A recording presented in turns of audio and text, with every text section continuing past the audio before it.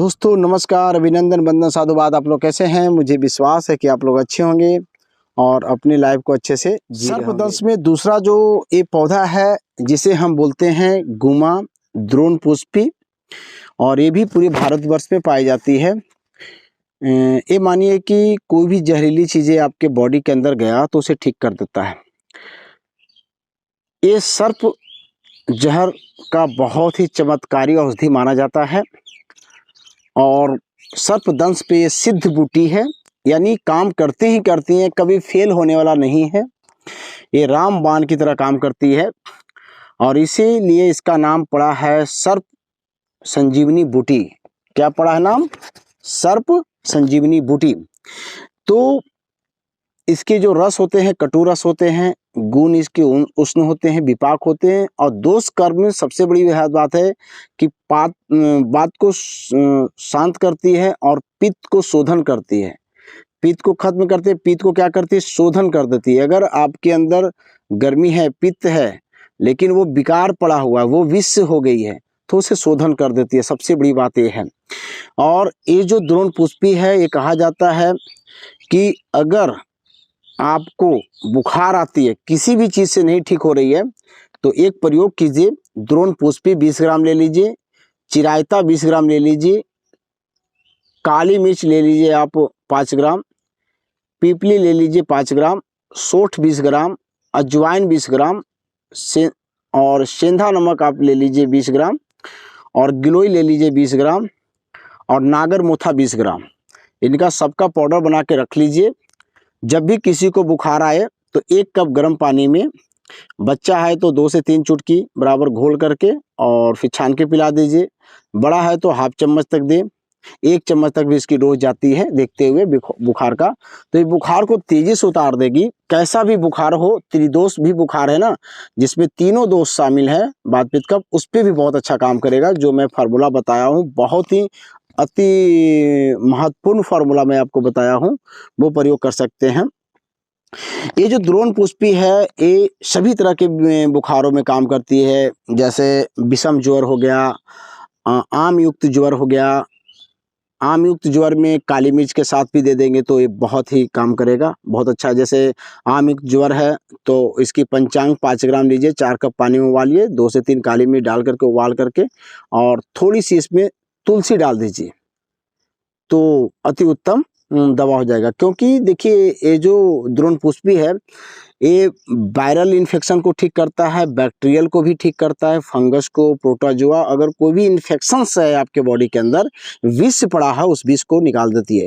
आप ये सोच सकते हैं कि सर्प सोचिए कितनी खतरनाक होते हैं कि मौत तक देती है। उस सर्प को 20-25 मिनट में वैसे विष को उतार देती है। इसके लिए क्या करना है, बड़ा ही महत्वपूर्ण चीज़ है, आप इस पे जरूर ध्यान दीजिएगा कि ये जो द्रोणपुष्पी है, अगर सर्पदंश किसी को हुआ है तो इस पे मोर इफेक्टिव काम करती है, बहुत ही उपयोगी काम करती है। देना कैसे है, आपको सोरस लेनी है। द्रोणपुष्पी का सोरस 10 ml लीजिए, उसमें 2 से 3 दाने काली मिर्च का पाउडर मिलाइए और उसको पिलाइए पेशेंट को। 20-20 मिनट में कम से कम 2 से 3 बार पिला दीजिए, अति उत्तम रिजल्ट आपको मिलेगा।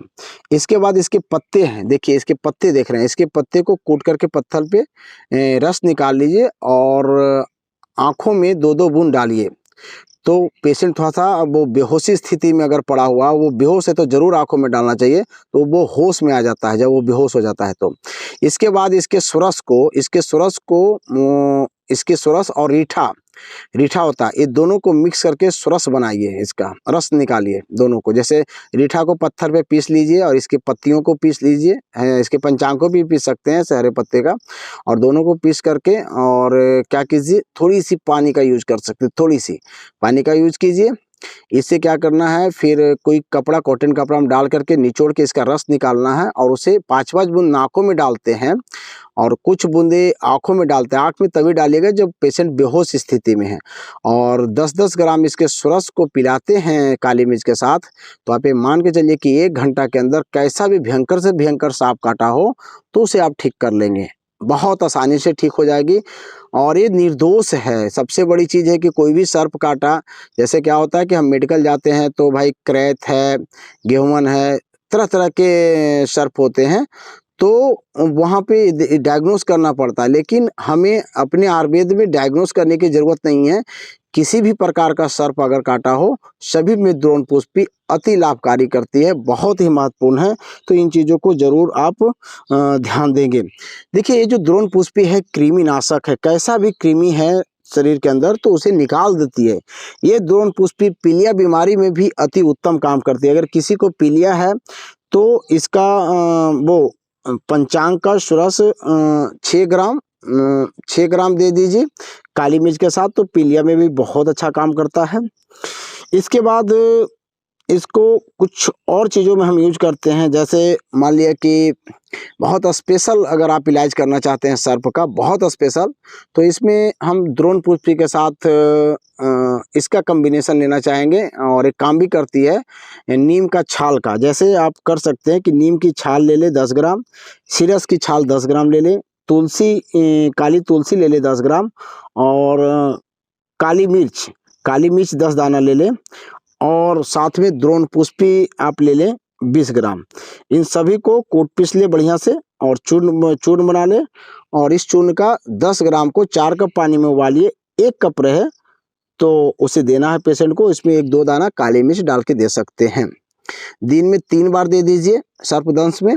इसके बाद क्या कर सकते हैं कि रात में उस पेशेंट को दूध 1 गिलास दूध लेनी है, 2 से 3 गिलास पानी लीजिए और उसमें 5 पीपली कूट के डालिए, 4 से 5 काली मिर्च डालिए उसमें, और 1 मुट्ठी आप उसमें काली तुलसी डाल करके इतना पकाइए कि केवल दूध बच जाए।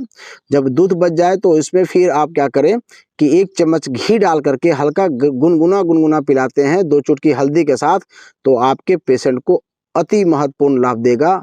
बहुत ही लाभकारी है, प्रयोग करके देखिए। निश्चित है भगवान धन्वंतरी आपके परिवार को रक्षा करेंगे, और जिस भी पेशेंट को यानी जिसको सर्पदंश किया हो वो निश्चित है कि वो नहीं मरेगा, वो बचना ही बचना है, क्योंकि ये सब संजीवनी बूटी है, रामबाण की तरह काम करती है। तो हमें अपने औषधियों को ध्यान देना चाहिए। आज चीज़ें वो समाप्त हो रही है तो हमें इसे रक्षा करना चाहिए, क्योंकि अगर आप इसको रक्षा करते हैं तो कल आने वाला समय में भी हमारी रक्षा ये करेंगे, हमारे बच्चों को रक्षा करेंगे। तो हमें संपूर्ण भारतवासी को जागना होगा, और जो औषधीय पौधा हैं जिसमें औषधीय गुण हैं उनको नष्ट ना करें। हम क्या करते हैं कि नष्ट करने में लगे हुए हैं, लगातार वनस्पतियों को लगा नहीं रहे हैं, नष्ट कर रहे हैं। तो मैं सबसे निवेदन करना चाहूँगा कि अपने वनस्पति को बचाएं। अगर ये नहीं बचा तो आप भी नहीं बचेंगे। So thank you. जय हिंद, जय रियल आयुर्वेद। मैं अगले वीडियो में फिर से मिलूँगा एक नए औषधियों के साथ, एक नए उपचार के साथ। जब तक के लिए नमस्कार।